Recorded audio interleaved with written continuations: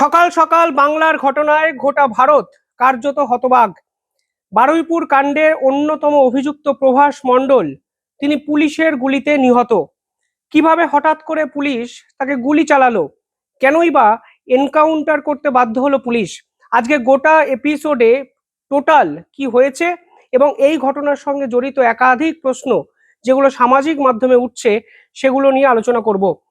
প্রথমত, পুলিশের পক্ষ থেকে অফিসিয়ালি বলা হয়েছে যে কালকে রাত্রির 12:45 নাগাদ ঘটনাস্থলে পুরো ঘটনাটাকে রিকনস্ট্রাক্ট করতে প্রভাস মণ্ডলকে নিয়ে সিটের একটি তদন্তকারী দল ঘটনাস্থলে পৌঁছায় এবং যখন 12:45 অর্থাৎ প্রায় রাত 1টা নাগাদ পুরো বিষয়টিকে নতুন করে সাজানো হচ্ছিল পুলিশের তদন্তের সুবিধার্থে, ঠিক তখন এই প্রভাস মণ্ডল অর্থাৎ অন্যতম প্রধান অভিযুক্ত তিনি সিটের সদস্য রনি সরকার তার যে বন্দুক সার্ভিস রিভলভার সেটিকে নিয়ে নেন এবং সেইটিকে নিয়ে 1 রাউন্ড অর্থাৎ 1 রাউন্ড গুলি চালানোর চেষ্টা করে পুলিশের উপর এবং অ্যাটেম্পটেড টু ফ্লি এই শব্দটি লেখা আছে, অর্থাৎ পরিষ্কার হয়ে যাচ্ছে তিনি পালানোর চেষ্টা করছিলেন। ফলে এই পালানোর সময় সিটের আরো এক সদস্য অর্ঘ্য মণ্ডল তিনি সেলফ ডিফেন্স করতে একটি পাল্টা গুলি চালান এবং গুলি চালানোর পর প্রভাস মণ্ডলের গায়ে সেই গুলি লাগে এবং এই রিপোর্ট অনুযায়ী বলা হচ্ছে প্রভাস মণ্ডলের বুক এবং পায়ে গুলি কিন্তু লাগে এবং সঙ্গে সঙ্গে তাকে সাব ডিভিশনাল হসপিটাল বারুইপুরে সেখানে নিয়ে যাওয়া হয় এবং ঘটনাস্থলে তাকে মৃত বলে দাবি করা হয়। ডাক্তার পরিষ্কার বলেছেন যে স্পট ডেড, অর্থাৎ কিছুই আর করার ছিল না। ফলে সব মিলিয়ে এই ঘটনাকে কেন্দ্র করে গোটা বাংলা কার্যত স্তম্ভিত। দুটো মত স্বাভাবিকভাবে উঠে আসছে। দেখুন, বাংলার রাজনীতি এমন একটা জায়গায় চলে গেছে, সব সময় বিরুদ্ধ মতটা থাকবে এবং এটা ইতিহাস থেকে চলে আসছে। ফলে এক পক্ষ যেমন বলছে খরচা করেছে ভালো হয়েছে, অন্য পক্ষ পাল্টা বলার চেষ্টা করছে যে এইভাবে কোনোদিন কোনো আসামিকে এনকাউন্টারে শেষ করা যায় না। আমি একটি ইন্টারভিউ দেখছিলাম কিছুক্ষণ আগে, আমার অত্যন্ত প্রিয় এক সাংবাদিক মৌমিতাদি সেই ইন্টারভিউটি নিয়েছিলেন আইনজীবী বিকাশ রঞ্জন ভট্টাচার্যের। তিনি পরিষ্কার এক বিস্ফোরক দাবি করেছেন। তিনি বলেছেন যেভাবে প্রভাস মণ্ডলকে মারা হয়েছে তা আসলে ঘটনার সঙ্গে জড়িত যে প্রমাণ সেই প্রমাণগুলো নষ্ট করে দেওয়ার চেষ্টা। আচ্ছা, এইসব রূপকথার গল্প বিশ্বাসযোগ্য? যে প্রভাস মণ্ডলকে গতকাল মুখ্যমন্ত্রী দাঁড়িয়ে বলে এলেন তিনি নাকি নির্দোষ, সব সিপিএম এর লোকেরা গন্ডগোল করছে, সেই প্রভাস মণ্ডল তিনি রাত্রিবেলা রিকনস্ট্রাকশনে পুলিশের হাত থেকে বন্দুক ছিনিয়ে নেবেন? দেখ, এনকাউন্টার করা হবে এটা আগে থেকেই পরিকল্পনা ছিল, সুপরিকল্পিত। তার কারণে এই লোকটি গ্রেপ্তার হলে অনেক তথ্য বেরিয়ে আসতো। বিজেপির আইটি সেল তারা রাস্তায় নেমে পড়েছিল এটা দেখাতে যে ওখানে একটা ধর্মীয় বিদ্বেষ আছে। গতকাল মুখ্যমন্ত্রীকে প্রকারান্তরে তেমন একটা আভাস দিয়ে এসছেন। অতএব মূল সাক্ষীকে মেরে ফেলে একেবারে যোগী স্টাইলে। পাল্টা অন্য মত যেটা উঠে আসছে তা হলো কেন দিনের পর দিন ধর্ষকদের প্রতি মানবতা দেখাবে রাজ্যের পুলিশ? দিনের পর দিন ধর্ষণ একটি সামাজিক ব্যাধিতে পরিণত হচ্ছে। সে আরজিকর ইনসিডেন্ট বলুন কিংবা বারুইপুর, শেষ 1 মাসে 5-6টা এমন ঘটনা আমরা দেখেছি যা মোটেই সুস্থ সমাজের বার্তা কিন্তু আমাদের সামনে নিয়ে আসছে না। ফলে সেই প্রেক্ষাপটে দাঁড়িয়ে ধর্ষকদের শাস্তি কি হবে এই প্রশ্ন বিভিন্ন জায়গায় কিন্তু উঠতে শুরু করেছে। দিনের পর দিন ধর্ষকদের বাঁচিয়ে রেখে আইন প্রশাসনের মাধ্যমে সমাধান সূত্র খুঁজে বার করা মানে দীর্ঘমেয়াদী প্রসেস, যে প্রসেসে অনেক সাধারণ মানুষই কিন্তু ভরসা রাখতে পারেন না। বাট এটাও বাস্তব, ভারতবর্ষের মতো বৃহত্তর গণতান্ত্রিক রাষ্ট্রে আমরা যদি আইন প্রশাসন সংবিধানকে মান্যতা না দিই তাহলে কিন্তু আমরা ভয়ঙ্কর ভবিষ্যতের দিকে এগিয়ে যাব।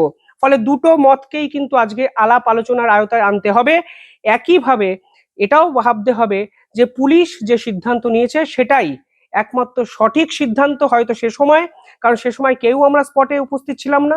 ফলে সেলফ ডিফেন্স শব্দটি যখন পুলিশ ব্যবহার করছে, ফলে এটা মনে রাখা দরকার যে আত্মরক্ষার্থে পুলিশ গুলি চালাতেই ফলে কোনো অবস্থাতেই পুলিশের এই ধরনের সিদ্ধান্তের বিপক্ষে প্রশ্ন তোলার আগে আমাদের ঘটনাতে এক্স্যাক্টলি ওই সময় কি হয়েছিল সেটাও কিন্তু পুঙ্খানুপুঙ্খ বিচার বিচরণ করা উচিত।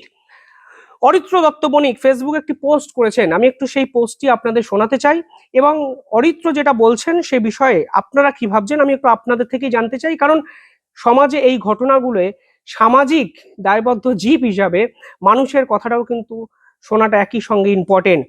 অরিত্র পরিষ্কারভাবে প্রশ্ন তুলছেন যে রাত 1টায় ক্রাইম সিন রিকনস্ট্রাকশন হয়, পুলিশের গায়ে বডি ক্যাম রাখা এবং এই ধরনের ক্রাইমে ফিল্ড রিকনস্ট্রাকশন ভিডিও রেকর্ড রাখা একটি স্ট্যান্ডার্ড প্র্যাকটিস।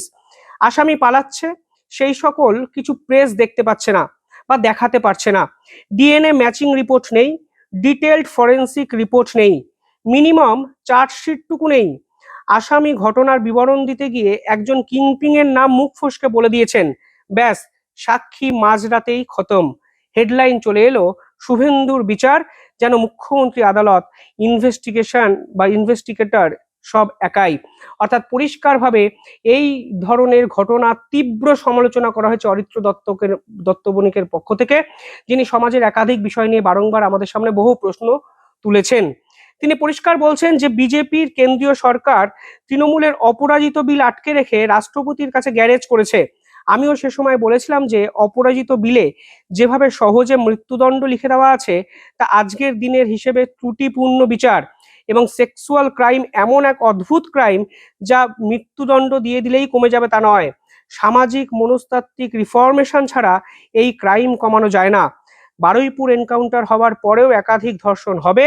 একজন এই ধরনের ক্রিমিনাল মাইন্ড এত সরল নয় যে ভয়ে সিটিয়ে থাকে। পাশাপাশি তিনি প্রশ্ন করেছেন, নতুন হেডলাইন সকালে গ্রেফতার, রাতে খরচা। যদি এটাই স্ট্যান্ডার্ড প্র্যাকটিস হয় তাহলে স্বীকার করে নেওয়া হোক যে সাংবিধানিক জাস্টিস মেকানিজম আর কাজ করছে না এবং জুডিশিয়ারি ক্র্যাশড, এবং চুরি করলে হাত কাটা এবং খুন করলে এনকাউন্টার, এটা মেনে নিতে হলে আগে এক্সিস্টিং ক্রিমিনাল আইনটিকে অস্বীকার ও অকেজো ঘোষণা করে দিতে হবে। ফলে তিনি বিস্ফোরক দাবি লাস্ট লাইনে করেছেন যে বারুইপুর এনকাউন্টারটি ছিল সম্পূর্ণ ভিত্তিহীন এবং মূল ট্রায়ালটিকে বানচাল করে দেওয়ার ষড়যন্ত্র। যে সকল প্রেস ও নাগরিক এটাকে সেলিব্রেট করে ভাবছেন বিশাল বিচার পাওয়া গেল, তারা কিছুদিন পরেই উপলব্ধি করবেন যে ভুল করছেন বা ভুল ভাবছেন। অর্থাৎ পরিষ্কার একটা বিরুদ্ধ মত উঠে আসছে সমাজের অন্য প্রান্ত থেকে, কিন্তু আরেকটা মতও কিন্তু উঠে আসছে, যদি এই ধরনের ঘটনা আমাদের কোনো পারিবারিক সদস্যদের সঙ্গে হয় তাহলে কি আমরা এই ধরনের মহানুভব দেখাবো? আমরা কি এই ধরনের দয়ার পাত্র হয়ে যাব যে আমাদের একটি সদস্যা, তাকে শুধু খুন করা হয়েছে এক্ষেত্রে অভিযুক্ত নয়, তাকে খুনের আগে ধর্ষণ করা হয়েছে এবং বলা হচ্ছে জলে ডুবে তার মৃত্যু। ফলে সেই অবস্থায় কি নির্মম অত্যাচার এক 12 বছরের নাবালিকার সঙ্গে করা হয়েছে, সেটা যদি আমরা মাথায় রাখি তাহলে নিঃসন্দেহে অনেকেই হয়তো স্বীকার করতে দ্বিধাগ্রস্ত হবেন না যে তার মৃত্যুদণ্ডই কিন্তু প্রাপ্য। হয়তো 1 মাস আগে হয়েছে, 1 মাস পরে, এবার কোন পদ্ধতিতে হয়েছে তা নিয়ে আলাপ আলোচনা, বিচার বিশ্লেষণ অনেক কিছু হতে পারে, এবং আমার দৃঢ় বিশ্বাস এই ঘটনা নিয়ে আজ থেকে বছর দশক পরেও আলোচনা হবে। কিন্তু প্রভাস মণ্ডল তিনি আপাতত এনকাউন্টারে শেষ হয়ে গেছেন, এটাই কিন্তু আজকের দিনে দাঁড়িয়ে লেখা আছে এবং ভবিষ্যতেও কিন্তু লেখা থাকবে। ফলে আজকের এই ঘটনা আপনারা কিভাবে দেখছেন কমেন্টে জানাবেন, এবং দেখতে থাকুন শিবম দাসের ইউটিউব চ্যানেল। এবং অত্যন্ত গুরুত্বপূর্ণ একটি টাইম পিরিয়ড, আমার মনে হয় এই অবস্থায় দাঁড়িয়ে কেউ ভুয়ো কোনো খবর না ছড়িয়ে আইন ব্যবস্থা, পুলিশ প্রশাসন যেগুলো বলছে সেগুলোর উপরই ভরসা রাখুন, এবং এটাই কিন্তু আমাদের সকলেরই উচিত। কিভাবে দেখছেন কমেন্টে জানাবেন। ধন্যবাদ।